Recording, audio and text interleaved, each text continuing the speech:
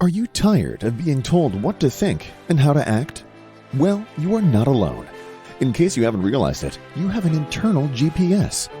It knows all you need to know about how to live your life. So it's about time you stopped letting the media and the government tell you what is true for you. In fact, it is exactly that time. It's time to think for yourself. And here to make sure you're doing just that is your host, mediator, author, and lawyer, Carol Gold. Hi, it's Wednesday, April 12th. I'm Carol Gold, and welcome to Think for Yourself. My apologies, first of all. I did not on Sunday have my regular podcast due to my own physical shortcoming of the day, but I'm okay now. I'm back, and I actually had an opportunity to think not only my life, but about life in general, about what's happening to all of us, what's going on around us. And I want to bring together, in a way that I don't think I ever have, those two, quote, sides of myself, end quote, that I always talk about, the logical, rational lawyer and the metaphysical mystic. In my lifetime, I have, as far back as I can remember, asked myself, why am I here? What was I born for? What's my purpose? Because I always felt I was born for a purpose, almost like a mission. And it drove me. And I looked for that answer and waited for that answer, as I said, throughout most of my life. In fact, I will share with you something incredibly personal. And that is, I've talked before, this part isn't the personal part. I tried to commit suicide at age 24. And after that happened, my parents thought the thing to do was to get me into therapy. And at the time, my father had a client who was a psychotherapist, a psychiatrist, traditional Freudian analysis. So they kind of sent me to him, and I went through a period of traditional Freudian analysis. Now, that requires 4 days a week.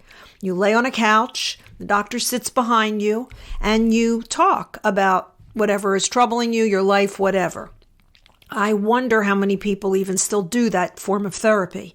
But anyway, in one of the sessions, I mentioned this to him about this feeling that I had of mission, of purpose. And I said that it was so intense that I often identified with Joan of Arc. His response to me was, that's a very interesting thought. Let's explore that delusion. And when he said, let's explore that delusion, I sat up on the couch, I turned around, and I looked at him. And I said, Dr. Kolansky, it's not a delusion. I feel it in my soul. And it's not open for psychoanalysis. As I aged, I sometimes wondered if he was right. Was it a delusion? Maybe I had no purpose. Maybe I had no calling. Many people who are on a spiritual or a metaphysical path have believed that they were born for a reason. Of late, I would say since almost the year 2000, what I have heard repeatedly in that community, within that community of people who are spiritual and metaphysical, I have heard them often refer to it as being of the light, that they're here for the light. They're here on behalf of the light. They're light workers. I've even used that term. And in fact, I wrote a very quick little book. It's still on Amazon. It's called The Light Worker's Handbook. But what did that mean? What did it mean to be of the light? And how does being of the light help the world now? Back to that question of why was I born? And it's a question many people at some point in their life ask themselves, what's my purpose? Why am I here? Over the last week, I had the opportunity to read a book called Searching for a Messiah by Barry Wilson. In that book, and even before I read the book, I've always been aware, well, not always, but in my adult life, I've been aware that the ancient Israelites who were under the oppression of the Romans were looking for the Messiah to be a military person, to be someone with a military approach, because in their minds, How else were they going to throw off this all-encompassing, immense force of the Roman Empire? I mean, logically, they couldn't see it happening any other way. And Jesus came with love. He didn't come with a military message. He came with a message of love. And whether or not you believe he was the Messiah, I'm a Jew. That's not what my belief system is.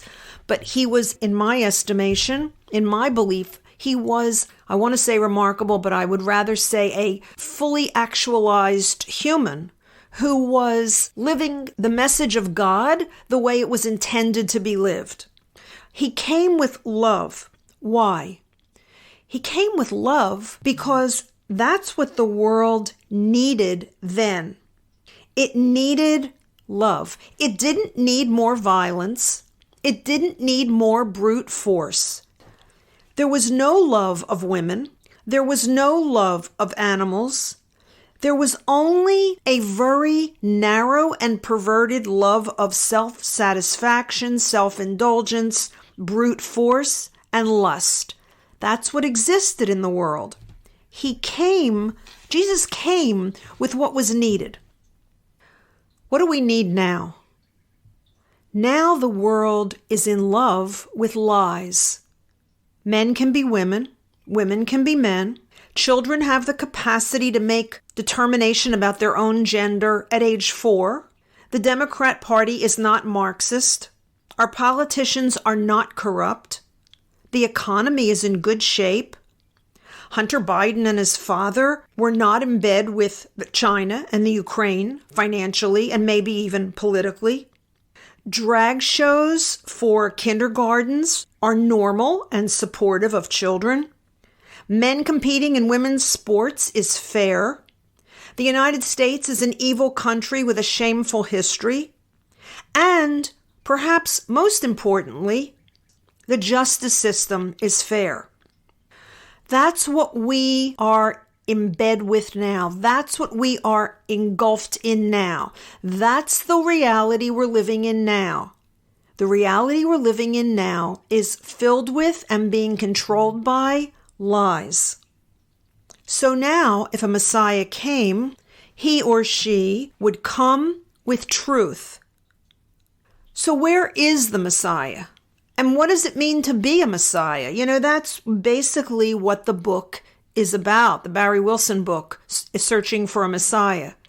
It's about the definition of a Messiah as the ancient world understood it, even before Pauline Christianity. It's what was believed at the time. So what is a Messiah? Well, I personally would say the Messiah is within each one of us. Each one of us has a Messiah within us. Even Jesus taught that. He never taught an external Messiah. That came later in order to adapt what he said to the Greek translation so that the Romans and the Greeks could be incorporated into a religion that they could relate to. If each one of us has a Messiah in us, then each of us has to come now with truth. Each of us has to speak and stand up against every lie we hear. We can tell no lies, and we should support no lies. Everybody wonders, what can I do? What can I possibly do? I'm one person. I don't have access to the powers that be. I can't or I don't want to run for political office. I don't have enough money or legal skills to fight the corruption, even the corruption within the judicial system. I don't have enough time to march or protest. I'm too busy trying to support my family and survive. What could I possibly do? Well, the mistake is, the error is thinking that those are the things that are needed. Everything I just said. The access to power, the running for political office, the money, the legal skills, the time to be active marching or protesting. Those are not what's needed. What's needed is truth. The same way that what was needed in Jesus' time was love. Jesus said You will do the works I have been doing, and you will do even greater things than these. Yes, you can do the work he was doing. But now you're here. You're here now, in time now. He came to fulfill a need. You know, the fact that he didn't fulfill the ancient prophecies, meaning it didn't become heaven on earth, that everything was not peaceful, Israel did not become the center of the world, but it didn't happen.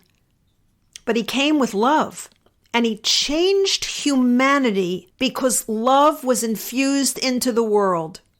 And I would argue, and probably offend every Christian listening, that he taught it in relationship probably to Mary Magdalene. I think there's sufficient evidence of their closeness. He mirrored for the world what love looked like, and it changed the trajectory of humanity. We need to mirror for the world, each one of us right now, what truth looks like. And that's something each one of us can do in our daily lives. Each of us has to get up every morning, and whether it's within your own home, whether it's with yourself, or whether it's in the course of our day, in everything we do and everyone we encounter, we have to stand for truth. We have to tell no lies and support no lies.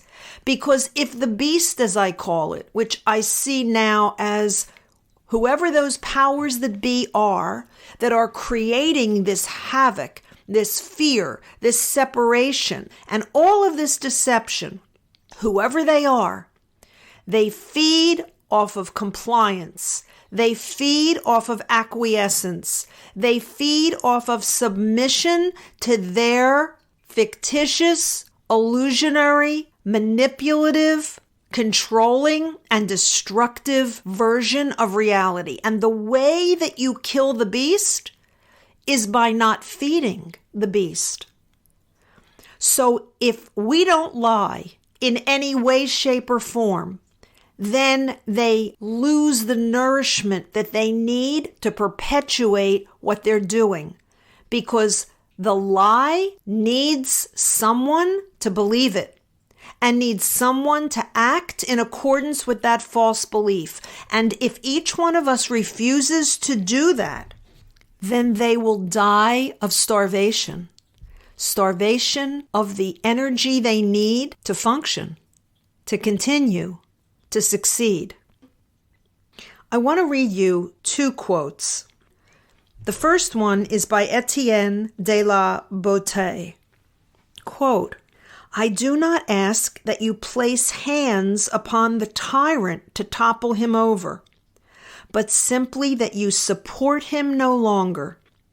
Then you will behold him like a great colossus whose pedestal has been pulled away, fall on his own weight, and break into pieces." The second quote is from a Twitter account, and unfortunately, I can't tell you his name or the name that's on that account because I copied the quote and forgot to attribute who it's to. So this is not me. This is not my quote. It's not an original, but here it is. The state, capital S, the state isn't broken. It's doing exactly what it's designed to do. And for that reason, it must be left behind to die. Stop letting yourself be tortured by sociopaths. Withdraw your support now. Your life depends on it, and there is no Batman coming to save you. The last one, that there is no Batman coming to save you, I want to make one reference and clarify it. King David of the Bible, King David, was an adulterer, a schemer, a murderer, and he was also a prototypical Messiah. In Hebrew, the word is Mashiach, which means anointed one. He was anointed to be king of ancient Israel, and his contributions are almost beyond belief. What he did for the world is so foundational and was so transformative in his time. But remember how I started. He was also an adulterer, a schemer, and a murderer. And the reason is, you know the expression, God picks strange people to do their work? I mean, he picked Moses, who had a speech defect, to go in front of Pharaoh and demand that Pharaoh let the Jewish people go. I say this because of the following. There is all sorts of condemnation of who Donald Trump is as a person, his personality. And I'm not using him as an example because I'm pro-Trump or anti-Trump. I don't even want to go there. I'm using it because it's the most stunning example of not understanding that all humans are flawed. All of them are flawed. Even the great ones are flawed. But that doesn't mean they don't do great work. Winston Churchill was a very flawed man and did shameful things in India. But he is the moving and decisive factor in defeating the Nazis by organizing the West and raising it to a level where it awakened to the catastrophe that awaited the world if Hitler wasn't stopped. But Churchill was a very flawed man. Donald Trump is a very flawed man. But if you can just distance yourself from him and his personality and look at what happened to this nation while he was president in almost every category, then objectively you can see that like King David, and I'm not saying that Donald Trump is King David or is an anointed one. I'm just saying they were both, or in his case is still, very flawed humans, having done very good work. I don't know who the next president will be. I don't know what will happen in 2024. It's a ways off yet. It's not about that, because if you remember the quote I read you, the last quote I read you, the last line of the last quote I read, there is no Batman coming to save you.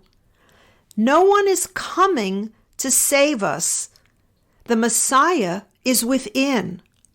And what the world needs now isn't love. It's truth. Above all else, it's truth. There's your power. There's your weapon. There's your laser. There's your sword of righteousness. It's within you. It's within each one of us. It's time that we used it. It's time that we understood why we're here, what the purpose is, what the mission is. I finally have it clear. I have been, throughout most of my life, to a fault, I would say, obsessed with the truth. I have often irritated people by that quest and by that insistence.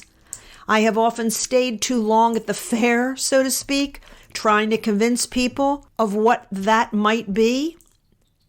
But for the first time in my life, I understand what I meant when I turned around and said to Dr. Kalansky, it's not a delusion. I feel it inside of me with certainty. I was born for a reason, and it's not open for psychoanalysis. My passion for truth is why I was born.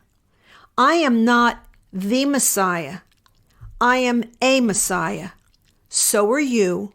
So is everyone else. Reach inside, find it, and bring it up and spew it out. Spew out the truth every chance you get, everywhere you go, and I assure you that it will prevail over forces that are hell-bent on destruction. Thank you for listening. I'm Carol Gold. I'll be back here again, hopefully Sunday, my body being well. And until then, by all means, think for yourself. Carol thanks you for spending your valuable time with her. It is her mission to empower you to remember how smart and capable you are. Be sure to check out Carol's website, carolgold.com. That's Carol with an E, gold.com. please leave a review and subscribe here so you'll be alerted to Carol's next podcast. Until then, above all else, remember, it's time to think for yourself.